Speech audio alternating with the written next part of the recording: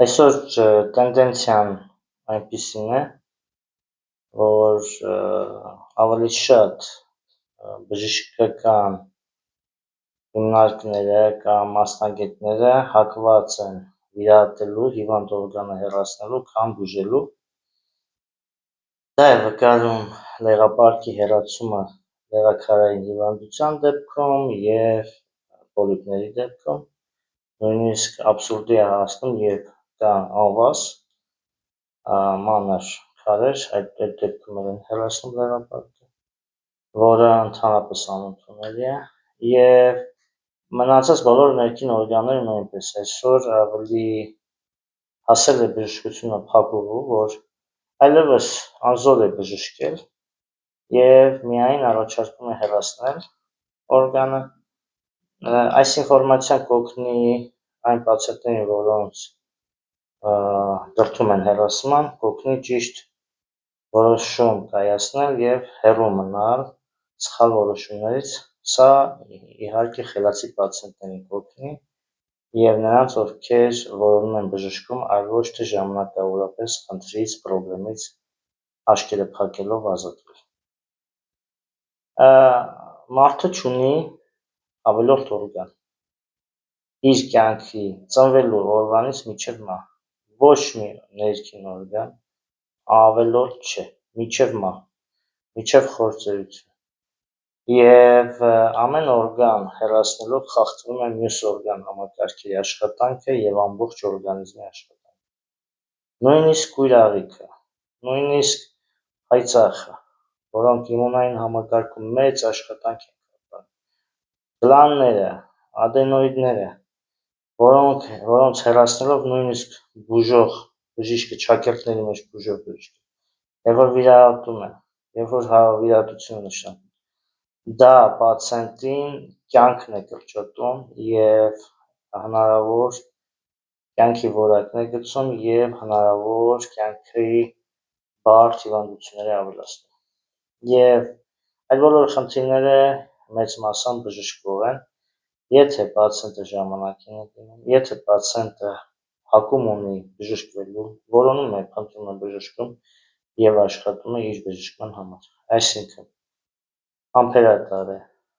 վատ սովորություններից հեռու է մնում, պատճառներից հիվանդության, որը առաջացել է, հեռացնում է իրանից այդ պատճառները և անցնում է ճիշտ բժշկման մեթոդ։ Միայն այդ դեպքում է, որ բժշկման ճիշտ մեթոդը հասցնում է պացիենտին ճշմարիտ բժշկման։ Վահանաձև գեղձի հեռացումը դա մեծ բարդություններ է առաջացնում, մնացած օրգանների աշխատանքը խախտում է կալցիումի յուրացումը ընդհանրապես։ Ամեն բիլթը, աջ բիլթը աշխատում է լյարդի հետ և ձվարանի հետ, ձախ բիլթը աշխատում է ձախ ձվարանի հետ, ամեն կողմից, այսինքն ամեն բիլթը աշխատում է որոշակի այդ կողմի օրգանների հետ և աղիների հետ, այսինքն եթե հեռացնեն նույնիսկ մեկ բիլթը վահանաձև գեղձի, ապա խախտվում է ամբողջը, եթե աջ բիլթն են հեռացնում, կարող է շաքարային դիաբետ առաջանալ, եթե ձախն են հեռացնում, կարող է կանացի հիվանդություններ, պոլիպներ, ձվարանի աշխատանքի անկում, ընդհանրապես յուրացումներ ածխաջրերի և այդպես շարունակ, կալցիումի յուրացում, այսինքն ընկնում է կալցիումի յուրացումը, սպիտակուցների սինթեզը և այդպես շարունակ, և այն հորմոնը, որ տալիս են թիրոքսին, որ խմի, դա չի կարող կոմպենսացնել վահանաձև գեղձի բացակայությունը, նույնիսկ 20%-ով չի կարող կոմպենսացնել, որովհետև վահանաձև գեղձը այլ ֆունկցիաներ է կատարում։ Նույնը վերաբերում է փայծաղին, փայծաղը ավելորդ չի լինում, փայծաղը կատարում է իմունային համակարգում մեծ գործ է կատարում, շատ մեծ, կույրաղիքը մեծ գործ է կատարում, լյարդը մեծ գործ, լեղապարկը մեծ գործ է կատարում, եթե լեղապարկում կան քարեր, ապա լյարդն է հիվանդ, ոչ թե լեղապարկը, լեղապարկը հեռացնելով ախտանիշն է հեռանում, այսինքն ցավը անցնում է, որովհետև լյարդը հիվանդ է, բայց ցավում է լեղապարկը, քանի որ լյարդը չունի ռեցեպտորներ, հեռացնում են ցավը զգացող ռեցեպտորները օրգանով, ցավը չկա, դուք առողջ եք, սա աբսուրդ է, սա բուժման մեթոդ չէ, սա ցավազրկող է, նույն ցավազրկողը տալիս են, ասում են խմեք, տեսնենք, խմում է պացիենտը, ցավ չի զգում, ասում են դուք ցավը զգում եք, ոչ, դուք առողջ եք, այո, դե գնացեք տուն։ Նույնը վերաբերում է կանացի վիրահատություն, նույնը տղամարդկանց մոտ շագանակեղձի ադենոմանները եւ երբ որ մեծացած է եւ հյուսվածքն է փոփոխված, եթե ժամանակին պացիենտը դիմում է, շատ խնդիրներ դուրս է գալիս առանց վիրահատության, առանց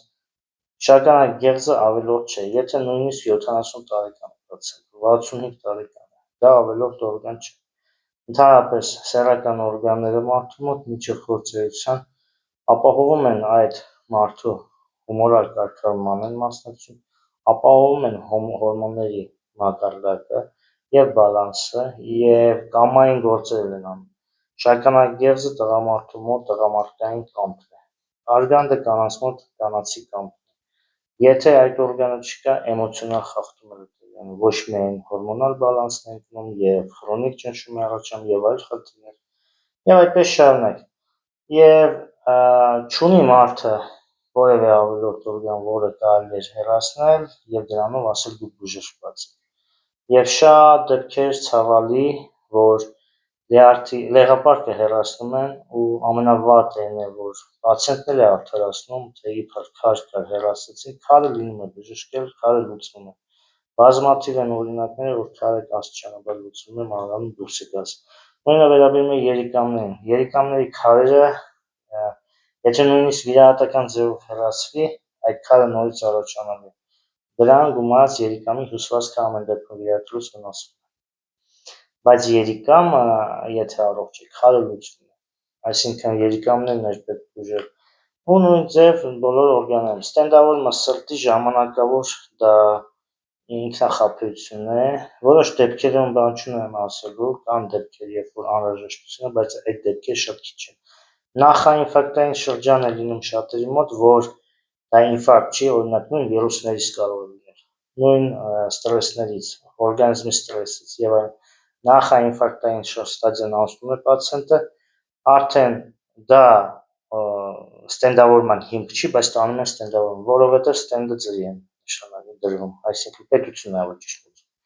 Համատարած ստենդավորում են, բայց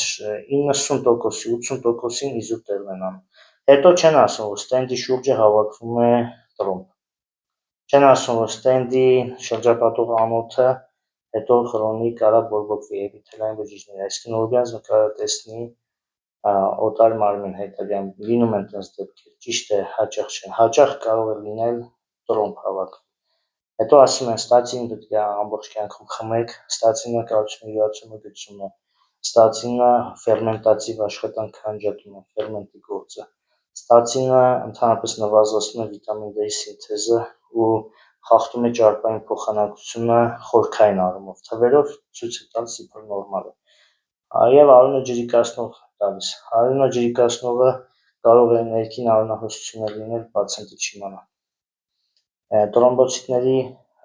քանակը մակարդակը ընկնում է, դրանով ընդհանրապես խտություններ են ընկնում, դրանով իմունային համակարգն է թուլանում, կարող է քրոնիկ ինֆեկցիա մտնել ու ապրել մարդու եւ այդպես շարունակ։ Այնինչ նույն սրտի ստենդավորման փոխարեն պետք է բուժել սիրտը, ճարպային փոխանակությունը, այսինքն լյարդում եւ անոթները բժշկել ամեն պացիենտի մոտ մի խնդիր է եւ այդ խնդիրը դուրս է գալիս։ Մանավանդ նախաինֆարկտային ստադիան դա ինֆարկտ չէ եւ նախաինֆարկտային ստադիան եթե անցել է, ապա ստենդավորումը ընդհանրապես հիմք չունի դնելու։ Եվ այդպես շարունակ, այսինքն այս ինֆորմացիան կօգնի, որպեսզի մարդիկ իմանան, որ ավելորդ օրգաններ իրենք չունեն եւ ինչ որ ունեն պետք է ձգտեն պահպանել եւ ձգտեն ճշմարիտ ճիշտ բժշկմամբ բուժել։ Նույնը վերաբերում է երիկամներին, երկու երիկամ է պետք է արդեն ոչ թե մեկ, որովհետեւ երկու երիկամները մասնակցում են մարդու նյարդային, էմոցիոնալ, նաեւ բացի այն, որ նյութափոխանակության արգասիքներն են հեռացնում ֆիլտրացիային,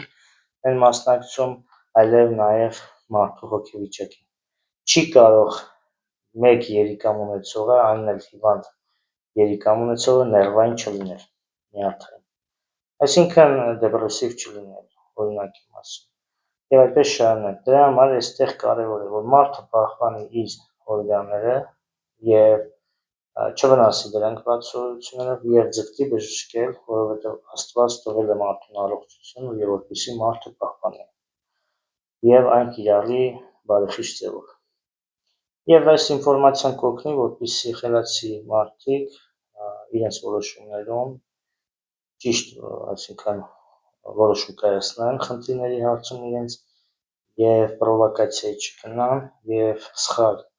արագ լուծումների չգնան։ Առողջ եղեք։